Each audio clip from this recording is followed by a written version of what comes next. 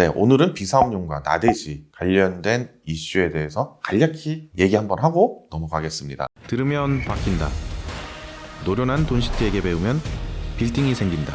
꿈이 있는 사람들의 시티, 돈시티. 얼마 전 매도인께서 회사를 방문하셨어요. 법인세가 중과될 것 같은데 줄일 수 있는 방법이 있느냐를 문의하셨습니다. 자세히 내용을 알아보니까 이분은 상가주택을 매입하여서 잔금 전 본인이 비용을 지출하고 멸시를 해서 토지만을 매입하셨습니다. 결국 비사업용 토지를 매입하시게 된 상황이 되었습니다. 기분 좋게 신축을 고민하던 중에 여유 자금도 조금 있고 굳이 신축해서 1, 2년의 시간을 소비할 바에는 차라리 이걸 팔고 지금 여유 자금도 있으니 이걸 합쳐서 좀 더 큰 것을 매입하고 싶으시다고 얘기를 해주셨습니다. 결국은 매각하기로 결정을 하신 거죠. 하지만 매도 계획만 세우다 보니까 추후에 비사업용 토지를 매입해서 비사업용 토지로 매각하시게 되면은 세금이 10%가 중과된다라는 것을 알게 된 거죠. 물론 단 몇 개월이지만 40억 토지를 65억에 거래하게 되다 보니까 양도 차익은 세금으로 약 2억 원이 더 나간다라는 게 여간 신경 쓰이는 게 아니었습니다. 당사자가 아닌 주변에서 봤을 때는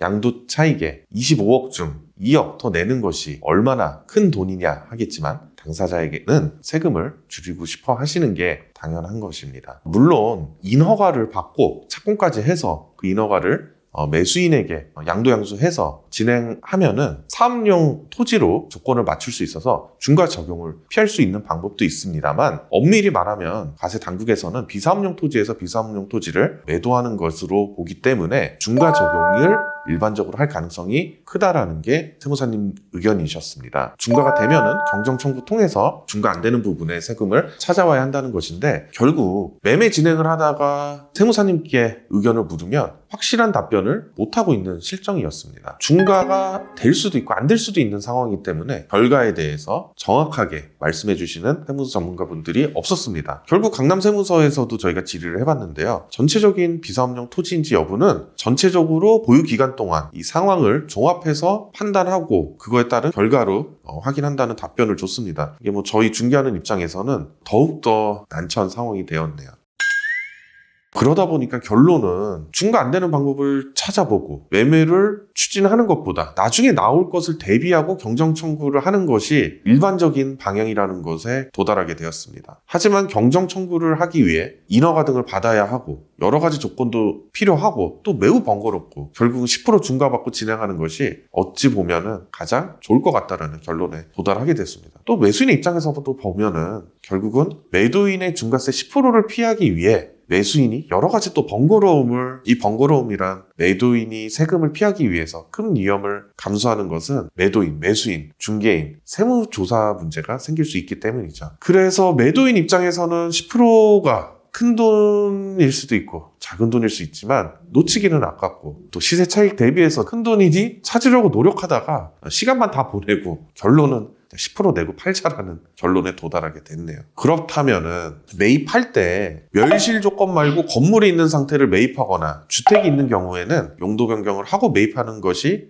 방법일 수도 있겠습니다. 이유는 주택에 건축물이 있으면 중과를 피할 수 있기 때문이죠. 국세청에서는 주택에 건축물이 멸실된 토지는 당해 건축물이 멸실된 날부터 2년 기간 동안은 비사업용 토지에 해당하지 않은 토지로 보기 때문에 건물의 멸실을 함부로 해서는 안 될 것 같아요.